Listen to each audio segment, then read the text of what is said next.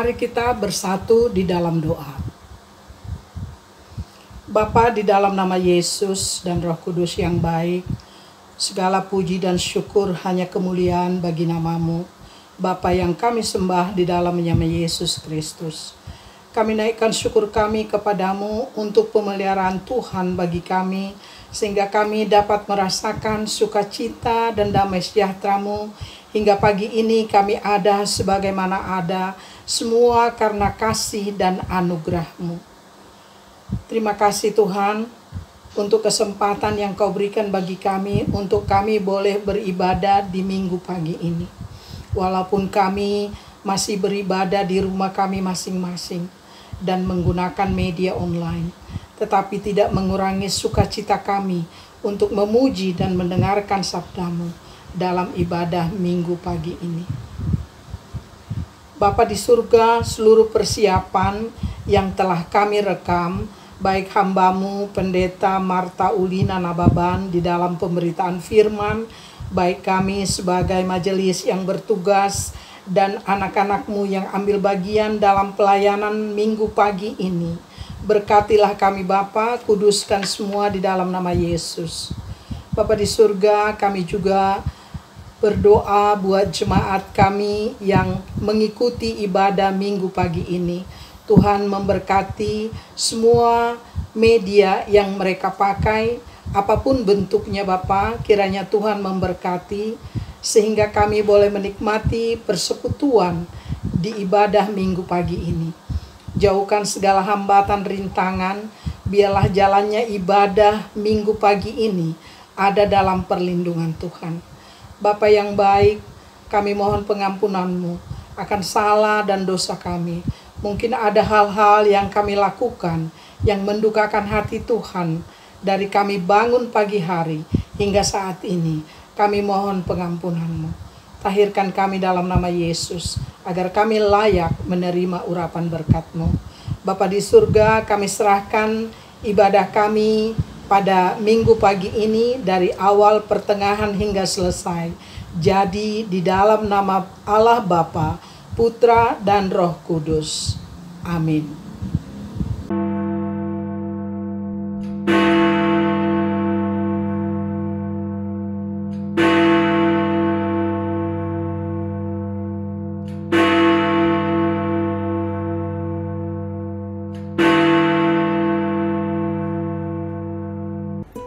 Shalom jemaat yang terkasih di dalam Tuhan Yesus Kristus. Selamat pagi, selamat datang dalam ibadah minggu pagi 13 September 2020. Tema kita pada minggu hari ini adalah nasihat untuk mengampuni, yang diambil dari Matius 18 ayatnya ke-21 sampai 35. Adapun tujuannya adalah agar umat hidup saling mengampuni. Pada pagi hari ini kita akan dilayani oleh hambanya, Nona Pendeta Marta Ulina Nababan. Jemaat, marilah kita diam sejenak, menundukkan hati, mempersiapkan roh, hati, dan pikiran bagi Allah.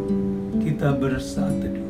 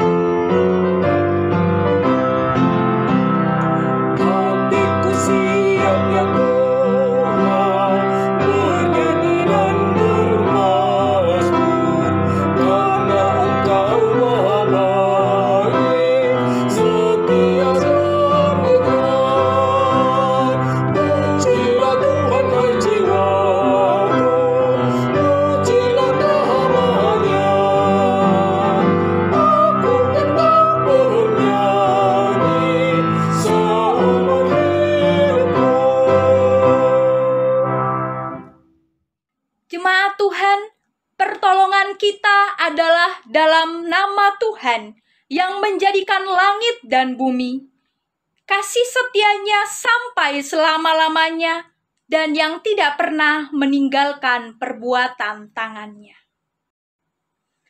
Kasih karunia Tuhan Yesus Kristus menyertai saudara-saudara. Dan menyertai saudara juga.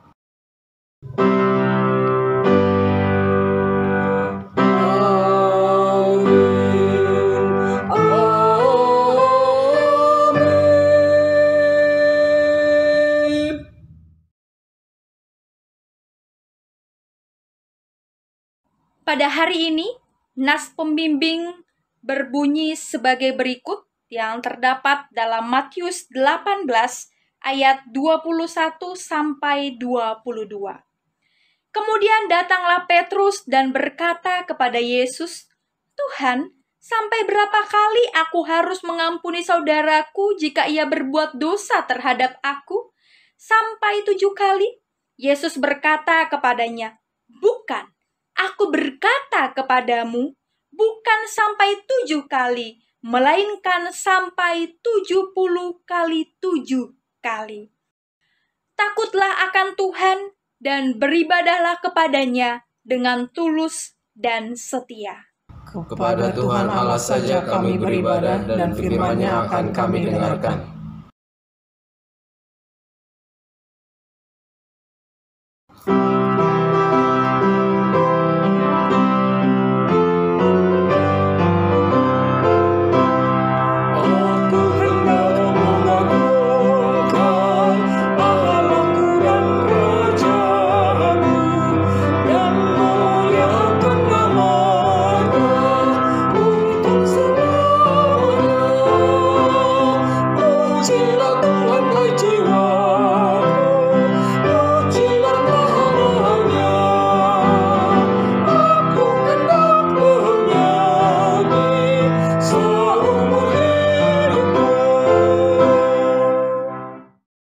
Sebelum kita mengaku dosa selaku jemaat, maka inilah saatnya kita diberi kesempatan untuk mengakui dosa secara pribadi.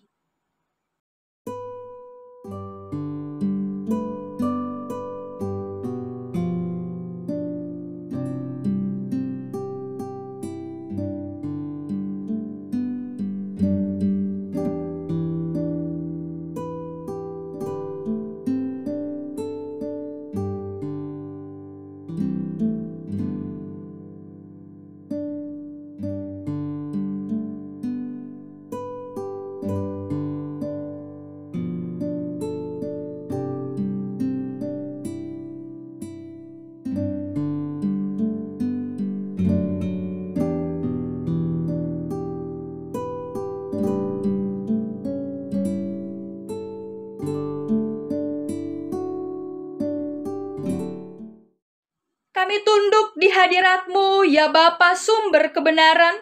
Kami mengaku betapa kami jauh dari berlaku setia kepadamu. Kami hidup di dalam kegelapan, kami berdusta dan tidak melakukan kebenaran. Kami melalaikan perintah-Mu dan sering tidak bertanggung jawab atas berbagai karunia yang Tuhan percayakan kepada kami. Ampunilah dan kasihanilah kami, karena seringkali kami menggerutu dalam bicara kami, dan keangkuhan dalam hati, dan ketidakjelasan dan kemunafikan dalam kesaksian dan pelayanan kami. Terangilah hidup kami, agar iman dan pengabdian kami kepadamu tidak menjadi pudar. Amin.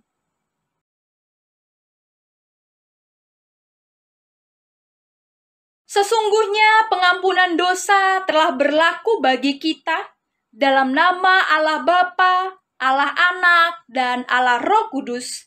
Sebab beginilah firman Allah dalam Kolose 1 ayat 13-14. Ia telah melepaskan kita dari kuasa kegelapan dan memindahkan kita ke dalam kerajaan anaknya yang kekasih. Di dalam Dia kita memiliki penebusan kita, yaitu pengampunan dosa.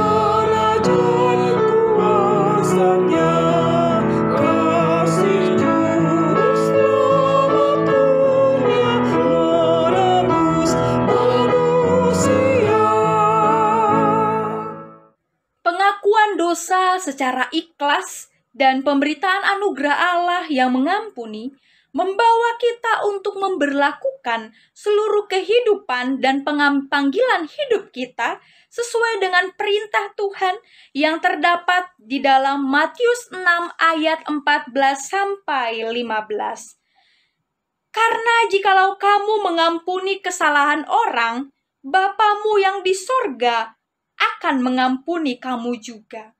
Tetapi jikalau kamu tidak mengampuni orang, Bapamu juga tidak akan mengampuni kesalahanmu.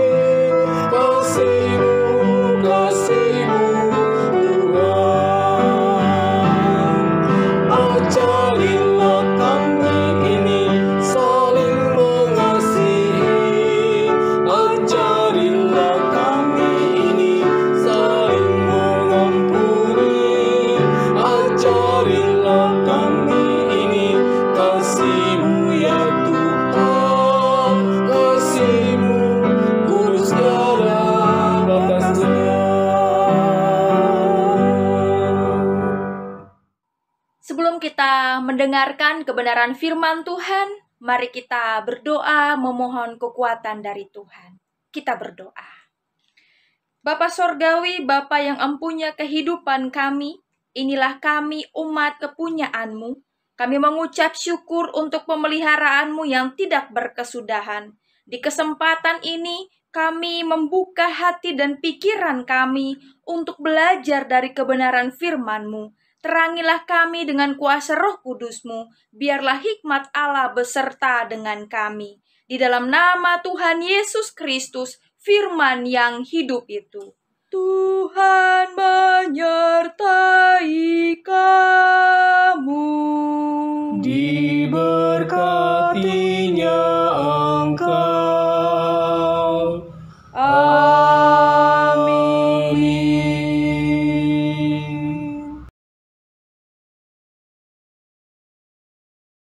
Pembacaan Alkitab pada hari ini terambil dari Matius 18 ayat 21 sampai 35.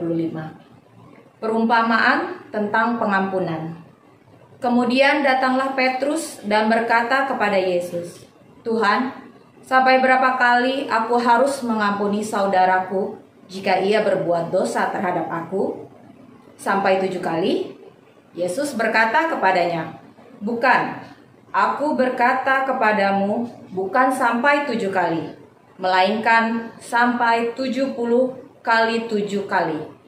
Sebab hal kerajaan sorga seumpama seorang raja yang hendak mengadakan perhitungan dengan hamba-hambanya. Setelah ia mulai mengadakan perhitungan itu, dihadapkanlah kepadanya seorang yang berhutang 10.000 talenta.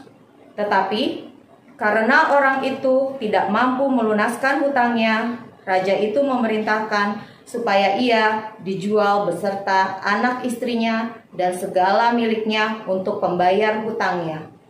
Maka sujudlah hamba itu menyembah dia. Katanya, 'Sabarlah dahulu, segala hutangku akan kulunaskan.' Lalu tergeraklah hati raja itu oleh belas kasihan akan hamba itu, sehingga ia membebaskannya dan menghapuskan hutangnya. Tetapi ketika hamba itu keluar, ia bertemu dengan seorang hamba lain yang berhutang 100 dinar kepadanya. Ia menangkap dan mencekik kawannya itu. Katanya, 'Bayar hutangmu.' Maka sujudlah kawannya itu dan memohon kepadanya, 'Sabarlah dahulu, hutangku itu akan kulunaskan.' Tetapi ia menolak dan menyerahkan kawannya itu ke dalam penjara sampai dilunaskannya hutangnya. Melihat itu, kawan-kawannya yang lain sangat sedih, lalu menyampaikan segala yang terjadi kepada tuan mereka. Raja itu menyuruh memanggil orang itu dan berkata kepadanya, 'Hai hamba yang jahat, seluruh hutangmu telah kuhapuskan karena engkau memohonkannya kepadaku. Bukankah engkau pun harus mengasihani kawanmu seperti aku telah mengasihani kamu?' Engkau?" Maka marahlah tuannya itu dan menyerahkannya kepada algojo-algojo sampai ia melunaskan seluruh hutangnya. Maka Bapakku yang di sorga akan berbuat demikian juga terhadap kamu, apabila kamu masing-masing tidak mengampuni saudaramu dengan segenap hatimu." Demikianlah firman Tuhan. Dimuliakanlah Allah Bapa, Allah Anak, dan Allah Roh Kudus, ketiga yang esa. Yang berbahagia ialah mereka yang mendengarkan firman Allah dan yang memeliharanya. Haleluya.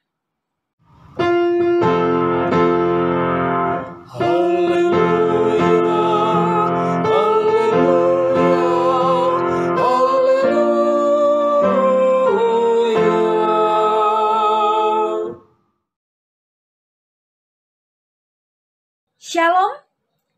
Jemaat yang Tuhan Yesus kasihi, puji nama Tuhan. Kita semua dilimpahi oleh anugerah Tuhan. Kita semua ada dalam perlindungannya. Puji syukur kita panjatkan kepada Allah yang berkuasa. Dan di Minggu Pentakosta yang ke-15 ini kita akan kembali belajar bersama dari kebenaran firman Tuhan di bawah tema nasihat untuk mengampuni. Jemaat yang Tuhan Yesus kasihi, dalam satu kesempatan saya menonton sebuah tayangan reality show di salah satu siaran televisi yang menampilkan seseorang yang memerlukan pertolongan. Lalu kru TV yang ada akan standby untuk melihat apakah ada orang lain yang akan tergerak untuk menolong orang yang kesusahan tersebut. Dalam salah satu tayangan diceritakan seorang nenek yang adalah bagian dari kru TV tersebut berakting dengan menjual baju bekas untuk keperluan hidupnya. Lalu dilihatlah dari kejauhan apakah akan ada orang yang memberikan pertolongan. Dari keseluruhan tayangan acara yang reality show tersebut, saya melihat hampir seluruhnya menampilkan sebuah cerita yang sama, yaitu di mana setiap orang yang memberikan pertolongan kepada orang yang membutuhkan pertolongan tersebut adalah orang-orang yang juga mengalami kesusahan yang hampir sama dengan dirinya sendiri. Mengapa mereka menolong? Mengapa mereka melakukan pertolongan itu? Biasanya itu karena sebuah dorongan atau motivasi karena merasa memiliki kesusahan yang sama, beban yang sama, merasa senasib, merasa sepenanggungan. Manusia cenderung berespon dengan cepat ketika memiliki kesamaan. Mereka yang pernah mengalami kesulitan yang sama tentu akan lebih mudah meresponi situasi yang sama yang dirasakan oleh orang lain. Tetapi sesuatu yang unik dan yang berbeda justru kita temui dalam pembacaan kita di pagi ini, di mana dalam pembacaan kita ini diceritakan bahwa ada seseorang yang berhutang kepada raja sebanyak 10.000 talenta.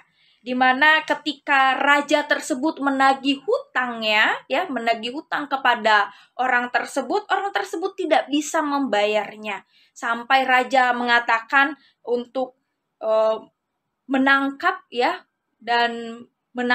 orang tersebut dan bersama dengan anak dan istrinya segala miliknya untuk membayar hutangnya yang 10.000 talenta itu. Tapi hamba itu dikatakan dia memohon kepada raja dan karena tergerak oleh belas kasihan, raja tersebut membebaskan hamba itu bersama dengan keluarganya, bukan hanya sebatas membebaskan tetapi juga melunaskan, menghapus hutangnya yang 10.000 talenta tersebut. Namun setelah hamba tersebut keluar dari hadapan raja itu, dikatakan dalam perikop kita ini, ia bertemu dengan kawannya yang punya hutang 100 dinar padanya. Ketika dia bertemu, dia dikatakan dalam ayat kita ini, dalam firman Tuhan ini, dia menangkap dan mencekik kawannya itu, dikatakan bayar hutangmu. Tapi temannya tersebut dikatakan tidak bisa membayarnya dan berkata, tunggu, aku akan melunasinya. Lalu apa yang dilakukan oleh hamba yang telah dilunasi hutangnya itu, dikatakan di sini dia memperlakukan kawannya itu dengan menyerahkan kawannya itu ke dalam penjara sampai dilunaskan hutangnya. Tentu kita akan melihat ini sebuah perlakuan yang tidak pantas, semena-mena, dan lain sebagainya.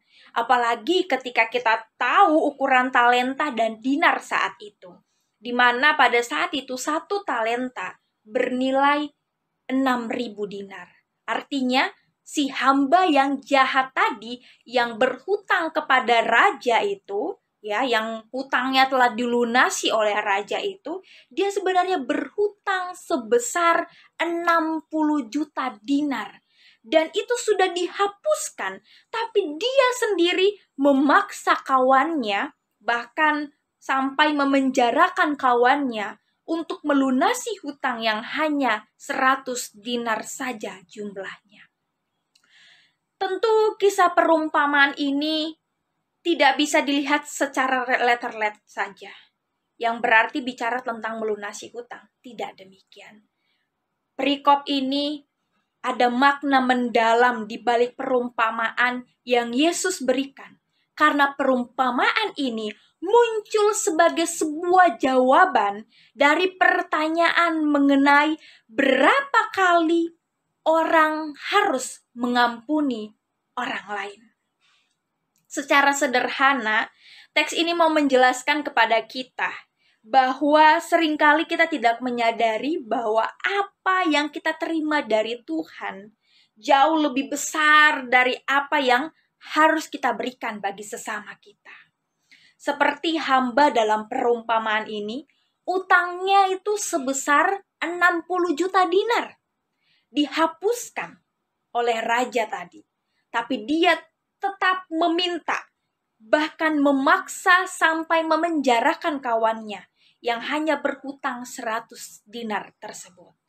Dan ini menunjukkan kepada kita semua betapa sulitnya kita mengampuni orang lain. Ayat 21 di sini dimulai dengan sebuah pertanyaan dari Rasul Petrus. Dia berkata, "Sampai berapa kali aku harus mengampuni saudaraku?" Sebelum melangkah lebih jauh, mari kita cermati terlebih dahulu apa itu mengampuni. Kalau dalam Kamus Besar Bahasa Indonesia, kata mengampuni itu diartikan membebaskan seseorang dari tuntutan karena melakukan sebuah kesalahan atau kekeliruan. Dalam perikop yang kita baca ini, kata mengampuni memakai kata apiemi yang merujuk pada banyak arti tapi dengan nilai yang sama, yaitu melepaskan, membebaskan, dan tidak mengingat lagi. Jemaat yang Tuhan Yesus kasihi, berarti mengampuni memiliki arti kita membebaskan, melepaskan seseorang dari tuntutan karena sebuah kesalahan dan memutuskan tidak mengingatnya lagi.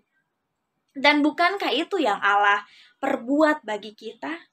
Yesaya 43 ayat 25 di sana dikatakan, Akulah dia yang menghapus dosa pemberontakanmu, oleh karena aku sendiri dan aku tidak mengingat-ingat dosamu.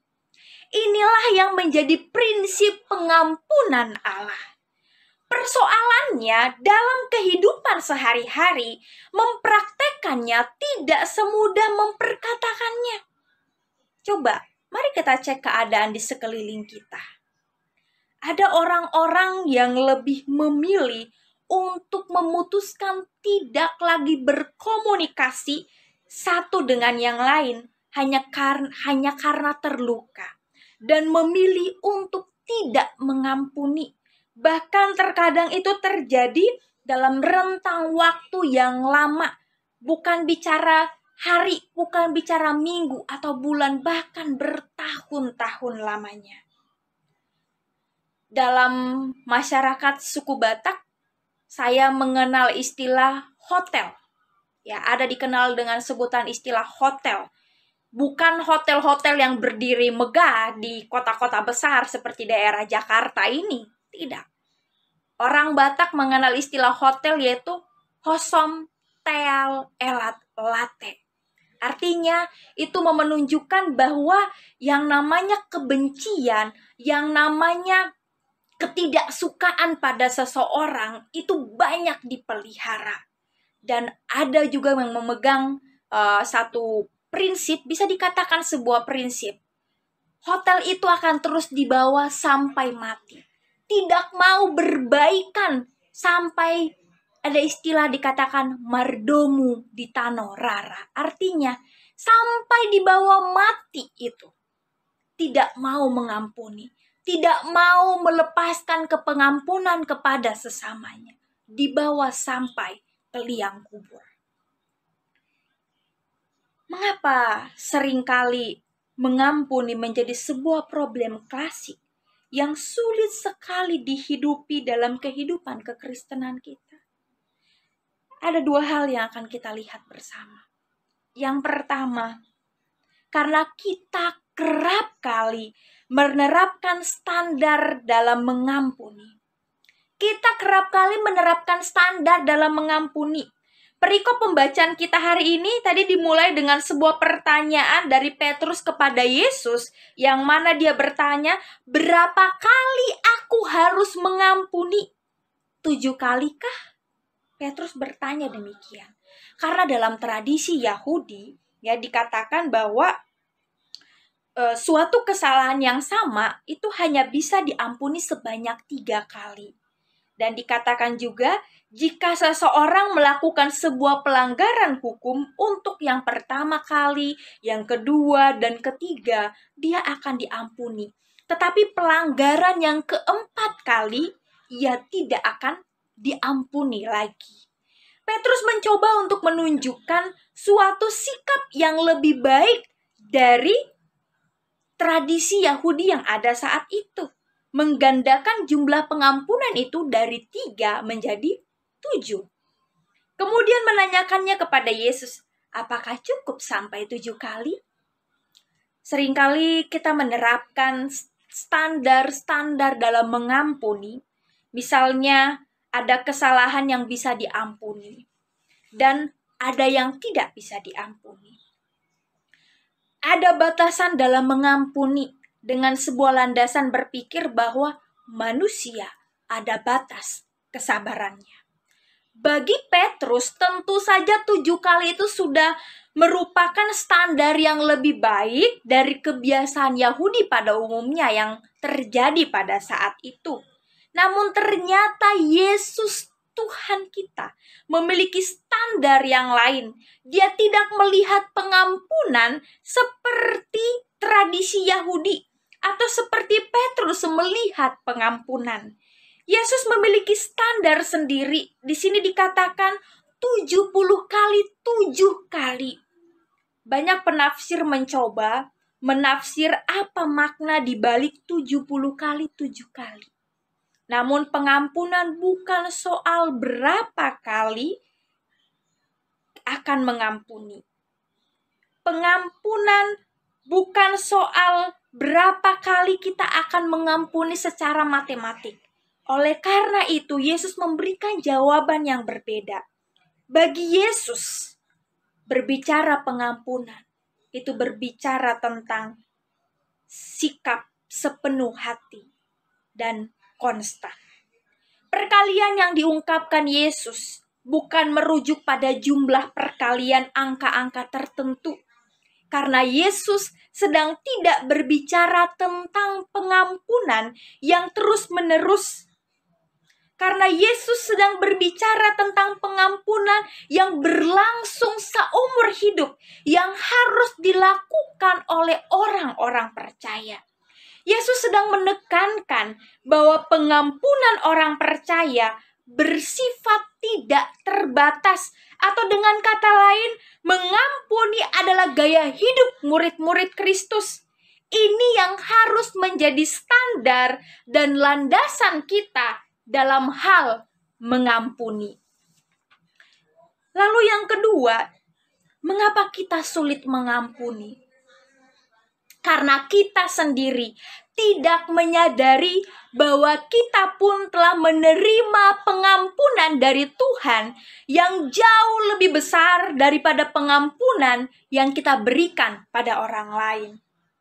Itu sebabnya dalam perikop ini, Yesus memberikan perumpamaan tentang raja dan seorang hamba yang berhutang 10.000 talenta. Menurut seorang teolog yang bernama Leon Morris, hamba yang dimaksud dalam bagian ini bukanlah budak, melainkan salah seorang pejabat tinggi yang dipercayakan jumlah uang yang sangat banyak, namun gagal mengelolanya. Sehingga raja tersebut melakukan perhitungan dengan hamba tersebut. Uang raja atau tuannya itu harus ia pertanggungjawabkan dan ia disebut berhutang kepada tuannya itu. Jadi yang dituntut oleh si raja untuk dibayar adalah apa yang menjadi miliknya raja tersebut. Di mana si hamba dianggap bersalah ya, karena telah menggunakannya, karena telah memakainya dan wajib untuk mengembalikannya. Namun si hamba yang berhutang 10.000 talenta tadi lupa bahwa apa yang ia alami, hutangnya yang besar yang telah dihapuskan itu haruslah menjadi landasan untuk dia juga melakukan hal yang sama kepada sesamanya.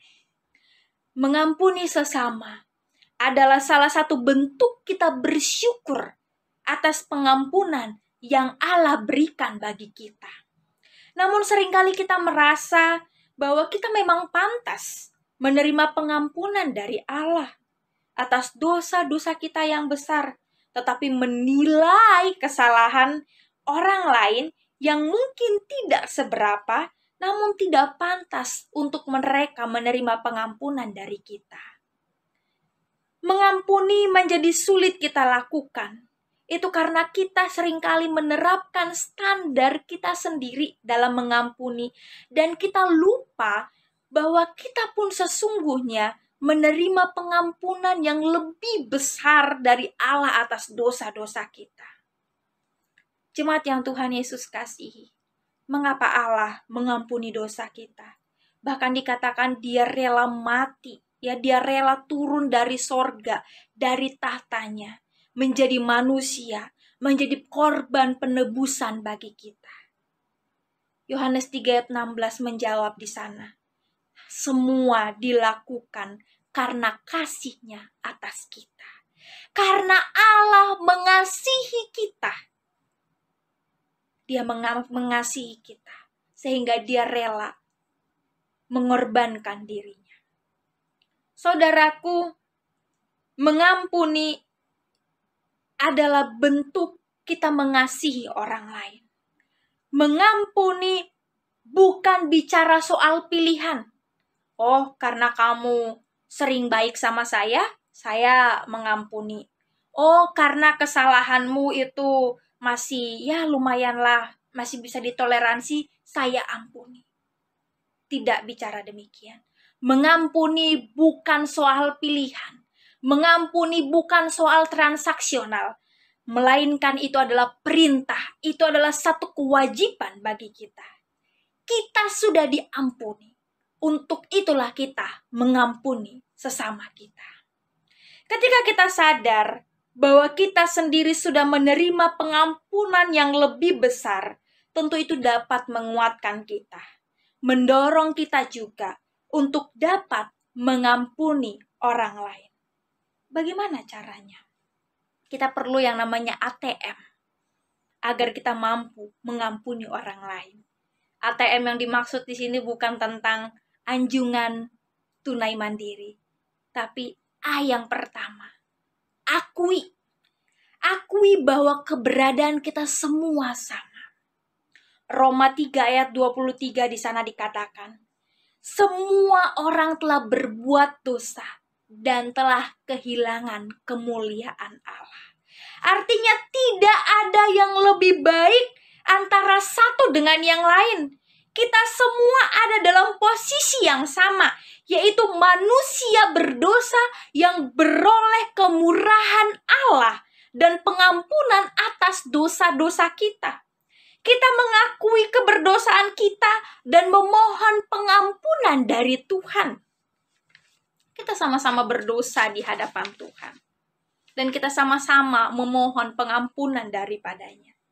Namun tidak berhenti pada pengakuan dan minta ampun pada Tuhan. Tapi kita juga harus berperang melawan dosa itu. Sehingga kita tidak terikat pada dosa. Sehingga ketika kita sadar bahwa kita tidak lebih baik dari orang lain, itu yang akan membantu kita untuk dapat mengampuni orang lain. Selanjutnya adalah T arti adalah terima. Terima dan sadari bahwa kita semua punya kelebihan dan kekurangan. setiap orang rentan terluka.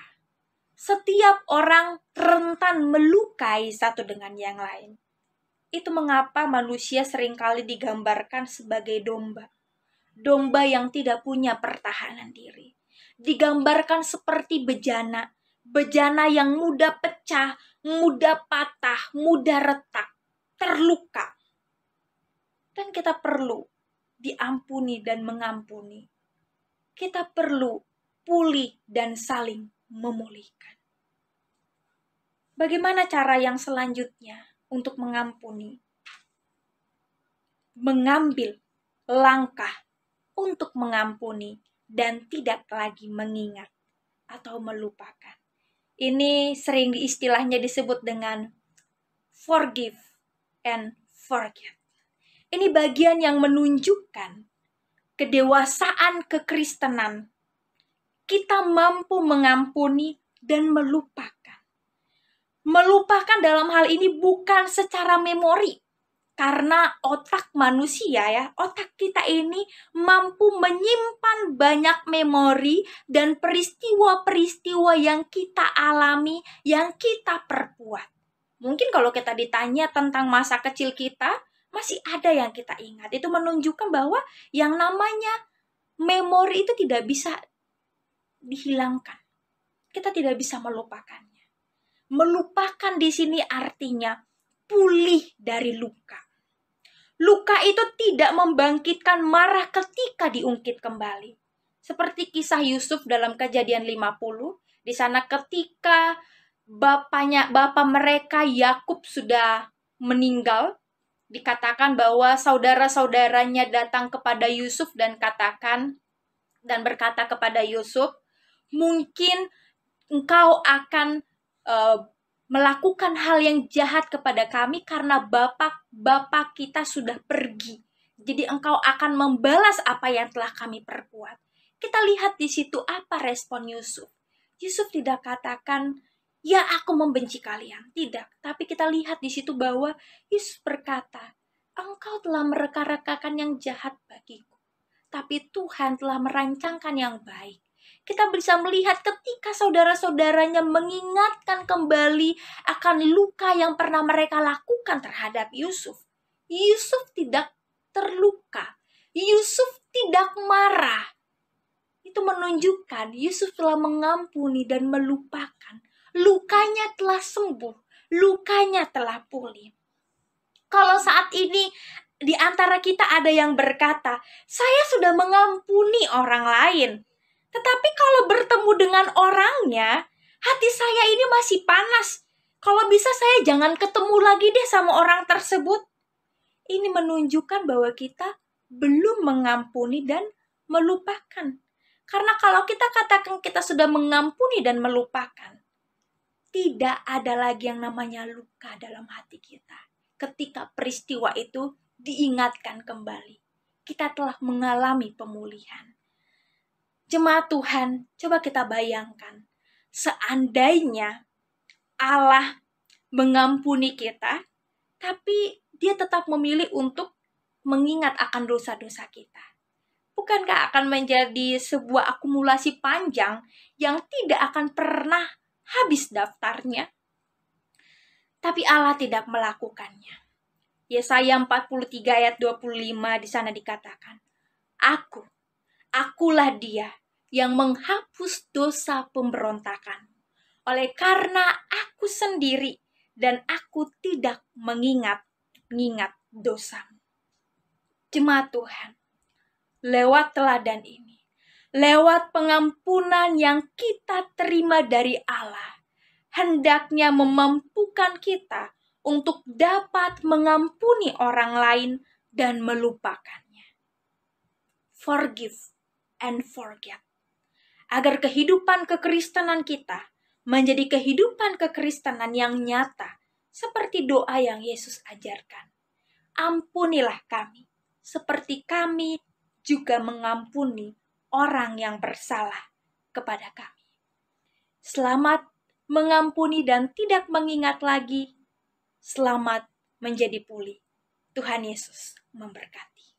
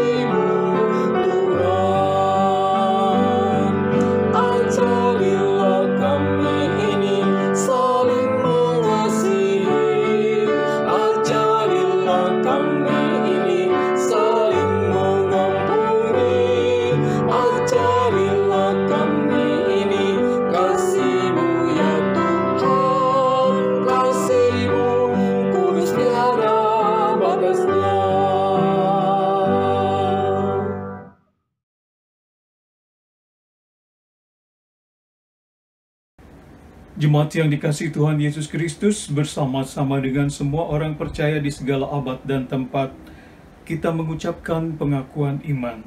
Kita mulai. Aku percaya kepada Allah, Bapa yang Maha Kuasa, Khalik langit dan bumi, dan kepada Yesus Kristus, anaknya yang tunggal Tuhan kita, yang dikandung daripada Roh Kudus, lahir dari anak darah Maria, yang menderita di bawah pemerintahan Pontius Pilatus, disalibkan, mati dan dikuburkan, turun ke dalam kerajaan maut. Pada hari yang ketiga bangkit pula dari antara orang mati, naik ke sorga, duduk di sebelah kanan Allah, Bapa yang Maha Kuasa, dan akan datang dari sana untuk menghakimi orang yang hidup dan yang mati. Aku percaya kepada Roh Kudus, gereja yang kudus dan am, persekutuan orang kudus, pengampunan dosa, kebangkitan daging, dan hidup yang kekal.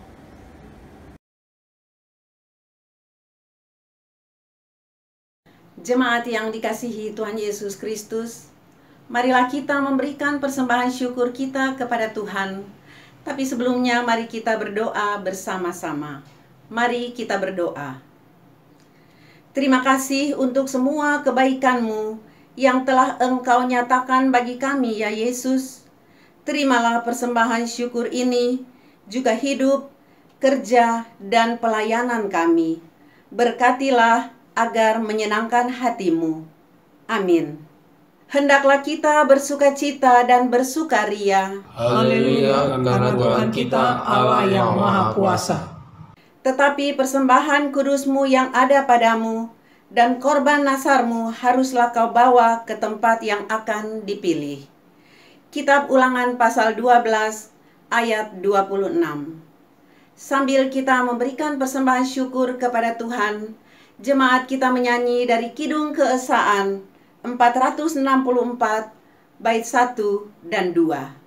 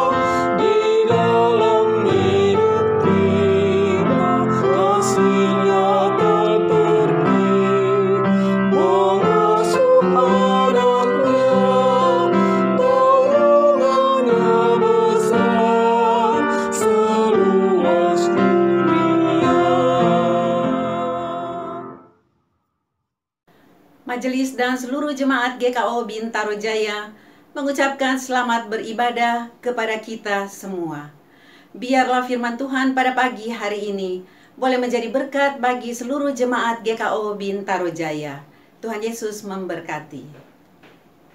Kegiatan sepekan masih dilakukan di rumah masing-masing dengan aplikasi Zoom.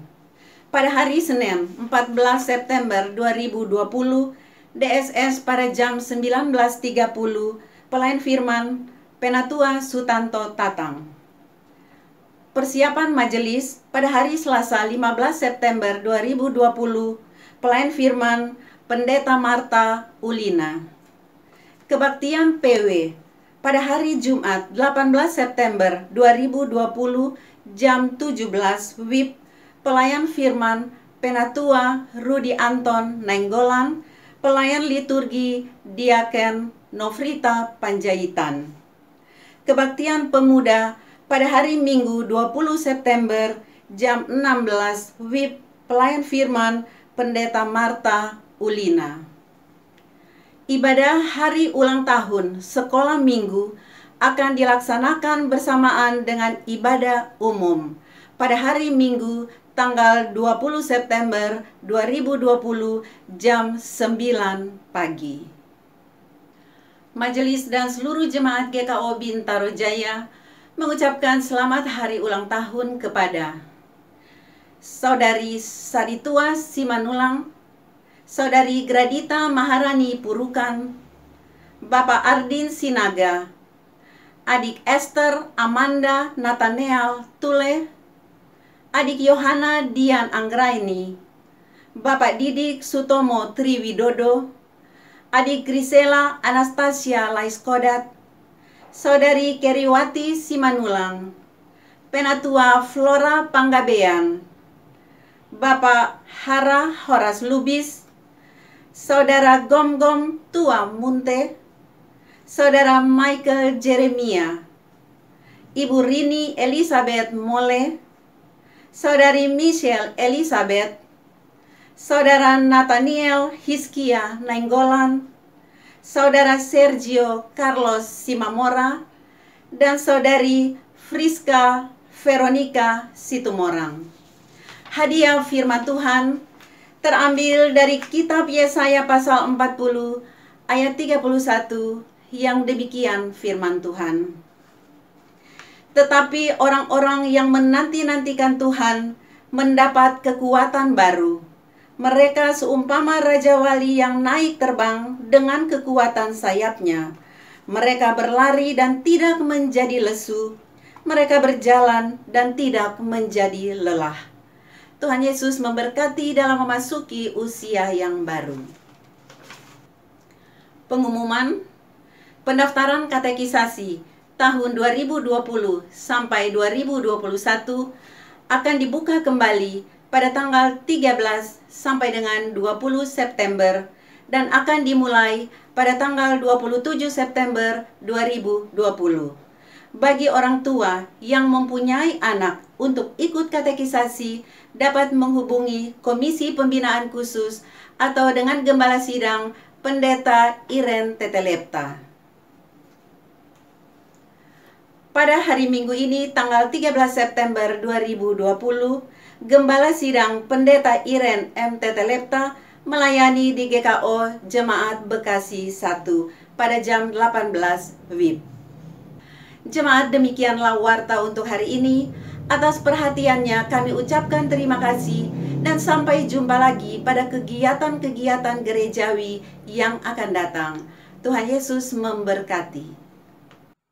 Kita bersatu dalam syafaat kita. Allah Bapa yang empunya kehidupan kami mengucap syukur kalau kami boleh belajar bersama dari kebenaran firman Tuhan yang terus mengingatkan kami bahwa Engkau mengasihi kami, Engkau telah mengampuni kami dalam segala keberdosaan kami, dan Engkau juga mau agar kami pun mengampuni orang-orang yang bersalah kepada kami. Mengampuni dan tidak mengingat lagi akan apa yang telah orang lain perbuat yang telah menyakiti hati kami. Ya Tuhan, tuntunlah kami dengan kuasa Roh Kudus-Mu, mampukan kami dalam karunia-Mu semata. Terima kasih Tuhan, kebenaran firman-Mu yang terus menuntun perjalanan hidup kami. Bapa Sorgawi, di dalam nama Tuhan Yesus Kristus, di kesempatan ini kami mau berdoa bersama untuk Gereja Tuhan, Jemaat GKO Bintaro Jaya. Ya Bapa, berkati pelihara gerejamu, berkati hamba-hambamu yang ambil bagian dalam pelayanan, berkati gembala sidang, berkati majelis jemaat, berkati pengurus komisi. Tuhan Allah memberkati, memelihara, memberi hikmat bijaksana di dalam menjalankan tugas tanggung jawab pelayanan di tengah-tengah jemaat Tuhan. Tuhan tolong hamba-hambamu yang melayani, Tuhan memberkati bersama dengan keluarga masing-masing. Engkau juga Allah yang memelihara kehidupan seluruh jemaat Tuhan. Berkati tiap-tiap keluarga. Biarlah dalam pertolongan-Mu Engkau memampukan setiap kepala keluarga untuk memimpin keluarga masing-masing di dalam takut akan Tuhan. Setiap keluarga boleh terus bertumbuh dalam pengenalan yang benar akan Tuhan. Pertumbuhan iman boleh terus nyata dalam kehidupan jemaat-Mu ya Bapa. Ya Bapa Sorgawi, Biarlah Engkau memberkati, memulihkan kehidupan setiap keluarga. Setiap anggota keluarga berfungsi sebagaimana fungsinya dalam kehidupan keluarga, sehingga terbangun keluarga-keluarga ilahi yang mempermuliakan nama Tuhan. Di kesempatan ini juga kami mau berdoa bersama untuk saudara-saudara kami yang sedang mengalami sakit. Kami berdoa untuk Ibu Alida Simanjuntak, Ibu Hilderia Lubis, Ibu Wati Salim, Bapak Budiono Salim, Bapak Eliams Ilintutu, Ibu Mary Tanjaya, Bapak Burhat, Ibu Christine Hutagalung Borutobing, Bapak Peter Simanjuntak, Ibu Eriwana, Ibu Tiurlan Tambunan, dan Ibu Pendeta Carolina Lopulalan. Kami juga mau berdoa untuk mereka yang ada dalam masa pemulihan, untuk Ibu Irwanti Karsidi, Ibu Albertina Penturi, Ibu Melania Yeni Wuryaningrum Borumarbun, Ibu Rosdiana Sianipar, Ibu Christine Laiskodat Suatan, Oma Lisa Rajalado, Bapak Maruli Tuasagala, Ibu Diaken Linda Simatau, dan Ibu Norlan Sinaga Boris Simbolon. Kami menyerahkan keberadaan saudara-saudara kami yang sedang sakit dan dalam masa pemulihan. Tuhan jamah, Tuhan pulihkan mereka. Tuhan membebaskan mereka dari segala sakit penyakit mereka. Allah yang Maha Kudus yang menyembuhkan mereka. Memberkati setiap makanan, minuman, obat yang masuk ke dalam tubuh mereka. Semuanya dikuduskan. Biarlah sukacita dan damai sejahtera Allah yang memelihara hati dan pikiran mereka. Sehingga meskipun dalam keadaan kelemahan tubuh, iman percaya semakin kokoh di dalam Tuhan akan pengharapan kepadamu ya Bapa. Kami juga mau bersyukur bersama atas kemurahan Tuhan bagi saudara-saudara kekasih kami yang bertambah usia. Untuk Saudara Saritua Simanulang, Saudari Gradita Maharani Purukan, Bapak Ardin Sinaga, Adik Esther Amanda Nathanael Tole, Adik Yohana Dian Anggriani, Bapak Didik Sutomo Triwidodo, Adik Krisela Anastasia Laiskodat, Saudari Keriwati Simanulang, Penatua Flora Panggabean, Bapak Hara Horas Lubis, Saudara Gonggom Tua Munte, Saudara Michelle Jeremia, Ibu Rini Elizabeth Mole, Saudari Michelle Elizabeth, Saudara Nathaniel Hiskia Nainggolan, Saudara Sergio Carlos Simamora, dan Saudari Friska Veronica Sitomorang. Ya Tuhan Allah, bertambah usia, bertambah hikmat bijaksana yang daripadamu bagi saudara-saudara kekasih kami. Di usia yang baru Tuhan yang memimpin perjalanan hidup mereka bersama dengan keluarga masing-masing dalam tanggung jawab yang Tuhan percayakan bagi saudara-saudara kekasih kami. Biarlah setiap hal yang Tuhan percayakan bagi mereka diberkati, dikuduskan, boleh dipakai untuk hormat kemuliaan bagi nama Tuhan. Kami mau terus berdoa untuk Sinode GKO, biarlah Tuhan hikmat-Mu beserta para pelayan-Mu, hamba-hamba-Mu yang melayani sebagai majelis Sinode GKO, hikmat Allah beserta dengan mereka dalam menjalankan tugas tanggung jawab dalam Sinode GKO, dan Tuhan juga memberkati gereja-gereja lokal dimanapun berada, gereja-gereja GKO, dan juga hamba-hamba-Mu yang melayani. Tuhan perlengkapi dalam hikmat dan pertolongan Tuhan. Dan setiap hal yang dirancang untuk kemajuan pelayanan gereja Tuhan boleh dipakai, diberkati untuk hormat kemuliaan nama Tuhan. Ya Bapa Sorgawi, kami pun terus berdoa, bergumul bersama untuk bangsa dan negara kami. Kami mohon ya Tuhan, berilah hikmat bijaksana bagi para pemimpin kami di dalam menjalankan tugas tanggung jawab kepemimpinan di tengah-tengah bangsa kami. Secara khusus dalam menghadapi pandemi COVID-19 ini yang masih terus terjadi, yang masih terus merebak di tengah-tengah bangsa kami. Ya Tuhan Allah, mampukan mereka. Dan kami juga mohon belas kasihan-Mu bagi seluruh masyarakat Indonesia. Biarlah Tuhan tolong, biarlah Tuhan yang menjamah, sehingga kami sebagai warga negara, kami juga boleh turut serta mengikuti, mensukseskan setiap protokol yang telah dianjurkan oleh pemimpin kami untuk turut serta memutus mata rantai COVID-19 ini. Ya Tuhan Allah, Engkau melihat keberadaan bangsa kami. Biarlah dalam setiap aspek pemerintahan bangsa kami ini, negara kami ini, diberkati, dikuduskan dalam nama Yesus. Segala hal yang tidak berasal dari Tuhan, yang hendak memecah belah persatuan kesatuan bangsa kami tolak kuasanya di dalam nama Tuhan Yesus Kristus. Otoritas Allah saja yang terjadi, pemulihan terjadi di tengah-tengah bangsa kami. Terima kasih Tuhan Yesus, Engkau sungguh baik, teramat baik dalam hidup kami. Inilah permohonan kami, inilah doa kami. Kami serahkan di dalam nama Tuhan Yesus Kristus yang mengajar kami berdoa. Bapa kami yang di sorga, dikuduskanlah namamu, datanglah kerajaan-Mu, jadilah kehendak-Mu di bumi seperti di sorga. Berikanlah kami pada hari ini makanan kami yang secukupnya, dan ampunilah kami akan kesalahan kami, seperti kami juga mengampuni orang yang bersalah kepada kami. Dan janganlah membawa kami ke dalam pencobaan, tetapi lepaskanlah kami daripada yang jahat, karena Engkau yang mempunyai kerajaan, dan kuasa, dan kemuliaan sampai selama-lamanya. Amin. Jemaat yang Tuhan Yesus kasihi, di penghujung ibadah kita ini saya mengundang jemaat Tuhan untuk berdiri dan kita nyanyikan pujian dari Kidung Keesaan 544.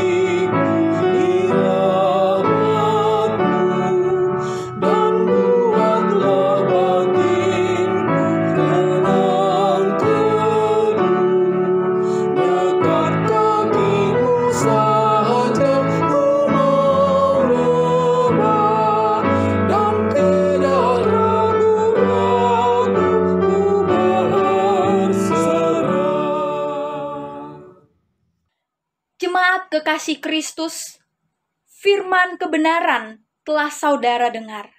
Janji kesetiaan dari Tuhan telah saudara miliki.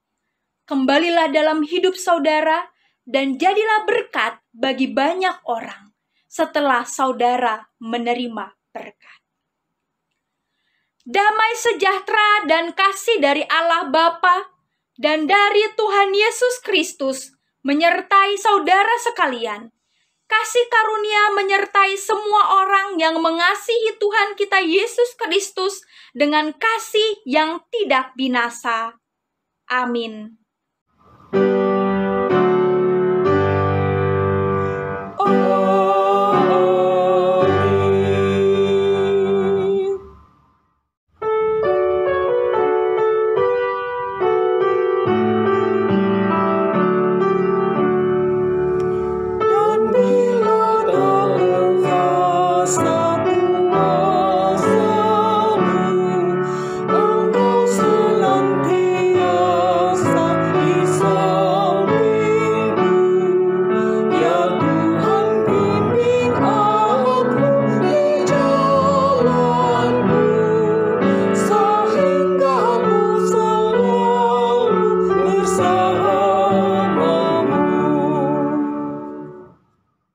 Jemaat Tuhan, ibadah kita telah selesai.